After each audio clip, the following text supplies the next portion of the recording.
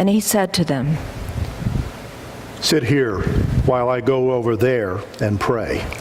Going a little farther, he fell with his face to the ground and prayed, "My Father, if it be possible, may this cup be taken from me. Yet not as I will, but as you will." Then he returned to the disciples and said to them, "Are you still sleeping and resting? Look, the hour is near, and the Son of Man is betrayed into the hands of sinners. Rise, let us go. Here comes my betrayer." While he was still speaking, Judas, one of the 12, arrived. With him was a large crowd, armed with swords and clubs, sent from the chief priests and the elders of the people. Now the betrayer had arranged a signal with them. "The one I kiss is the man. Arrest him." Going at once to Jesus, Judas said, "Greetings, Rabbi," and kissed him. Then the men stepped forward, seized Jesus, and arrested him. Those who had arrested Jesus took him to Caiaphas, the high priest, where the teachers of the law and the elders had assembled. The chief priests and the whole Sanhedrin were looking for false evidence against Jesus, so they could put him to death.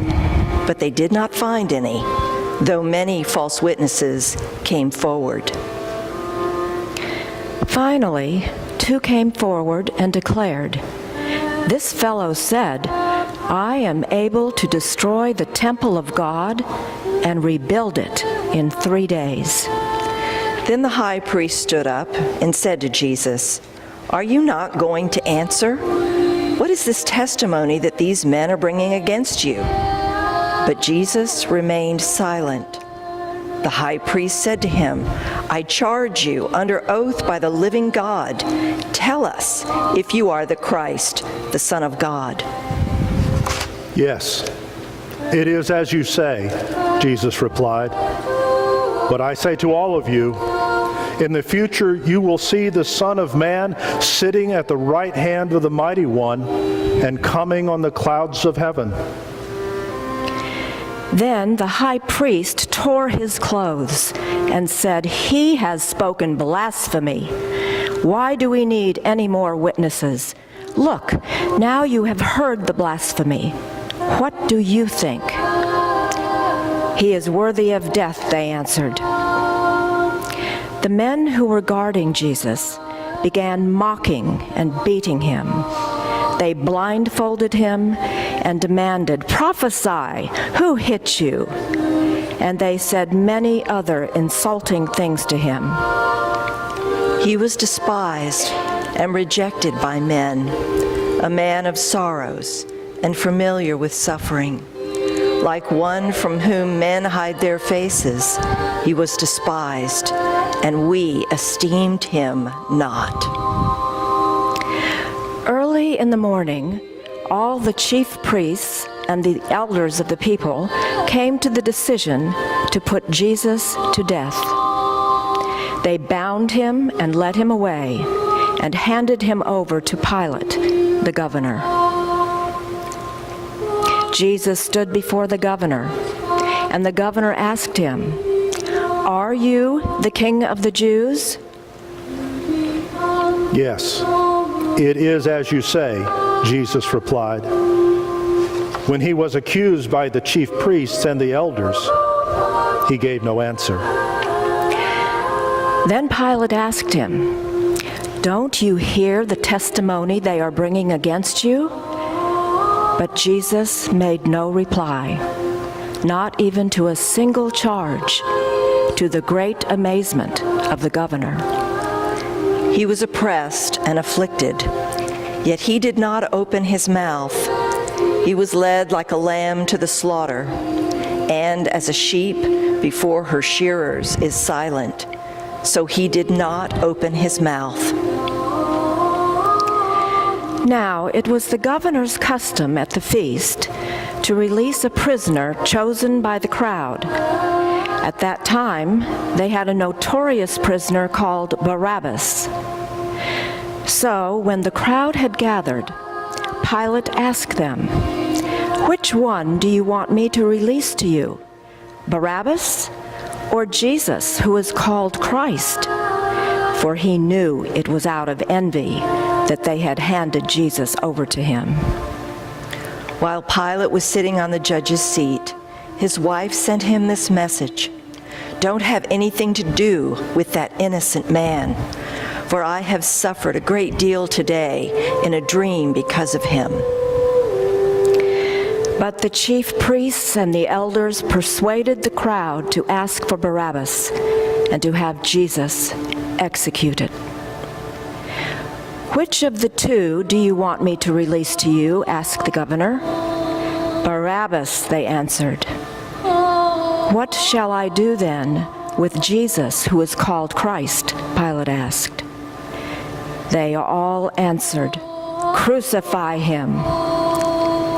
"Why? What crime has he committed?" asked Pilate. But they shouted all the louder, "Crucify him!" When Pilate saw that he was getting nowhere, but that instead an uproar was starting, he took water and washed his hands in front of the crowd. "I am innocent of this man's blood," he said. "It is your responsibility."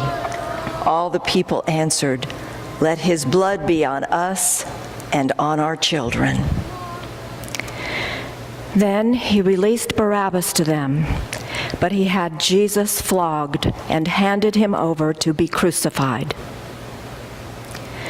The governor's soldiers took Jesus into the praetorium and gathered the whole company of soldiers around him.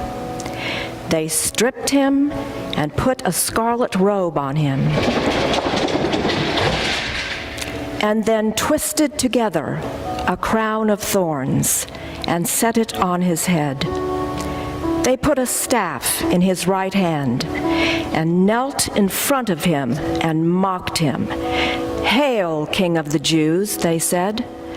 They spit on him, and they took the staff and struck him on the head again and again. After they had mocked him, they took off the robe and put his own clothes on him.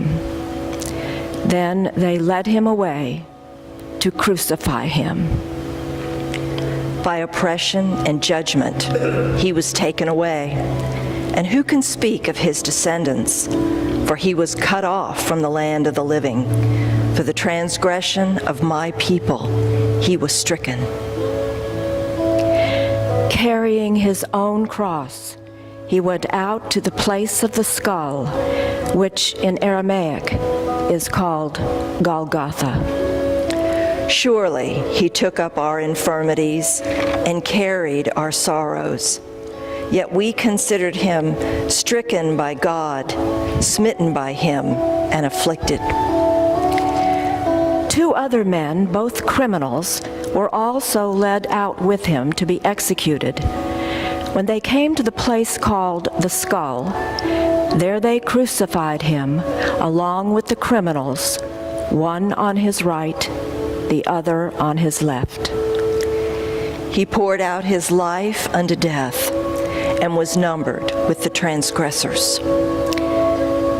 From the 6th hour until the 9th hour, darkness came over all the land. About the 9th hour, Jesus cried out in a loud voice, "Eloi, Eloi, lama sabachthani," which means, my God, why have you forsaken me?" My God, why have you forsaken me? Why are you so far from saving me, so far from the words of my groaning? Oh my God, I cry out by day, but you do not answer, by night, and am not silent. There was a written notice above him, which read, "This is the King of the Jews." The people stood watching, and the rulers even sneered at him. They said, "He saved others. Let him save himself, if he is the Christ of God, the chosen one." The soldiers also came up and mocked him. They offered him wine vinegar and said, "If you are the King of the Jews, save yourself." But I am scorned by men and despised by the people. All who see me mock me. They hurl insults, shaking their heads. He trusts in the Lord. Let the Lord rescue him. Let him deliver him, since he delights in him. One of the criminals who hung there hurled insults at him. "Aren't you the Christ? Save yourself and us." But the other criminal rebuked him. "Don't you fear God," he said, "since you are under the same sentence? We are punished justly, for we are getting what our deeds deserve. But this man has done nothing wrong." Then he said, "Jesus, remember me when you come into your kingdom." And Jesus answered him, "I tell you the truth. Today you will be with me in paradise." For he bore the sin of many and made intercession for the transgressors. When some of those standing there heard this, they said, "He's calling Elijah." Immediately one of them ran and got a sponge. He filled it with wine vinegar, put it on a stick, and offered it to Jesus to drink. The rest said, "Now leave him alone. Let's see if Elijah comes to save him." Dogs have surrounded me. A band of evil men has encircled me. They have pierced my hands and my feet. I can count all my bones. People stare and gloat over me. Jesus said, "Father, forgive them, for they do not know what they are doing." And they divided up his clothes by casting lots. They divide my garments among them and cast lots for my clothing. Yet it was the Lord's will to crush him and cause him to suffer. Jesus called out with a loud voice, "Father, into your hands I commit my spirit." Do not be far from me, for trouble is near, and there is no one to help. Jesus cried out again in a loud voice, "It is finished." With that, he bowed his head and gave up his spirit. I am poured out like water, and all my bones are out of joint. My heart has turned to wax. It has melted away within me. My strength is dried up like a potsherd, and my tongue sticks to the roof of my mouth. You lay me in the dust of death. The centurion, seeing what had happened, praised God and said, "Surely this was a righteous man." All of the ends of the earth will remember and turn to the Lord, and all the families of the nations will bow down before him. For dominion belongs to the Lord, and he rules over the nations. Because the Jews did not want the bodies left on the crosses during the Sabbath, they asked Pilate to have the legs broken and the bodies taken down. The soldiers therefore came and broke the legs of the first man who had been crucified with Jesus, and then those of the other. But when they came to Jesus and found that he was already dead, they did not break his legs.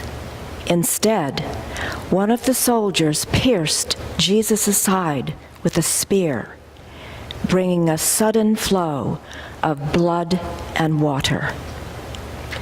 But he was pierced for our transgressions.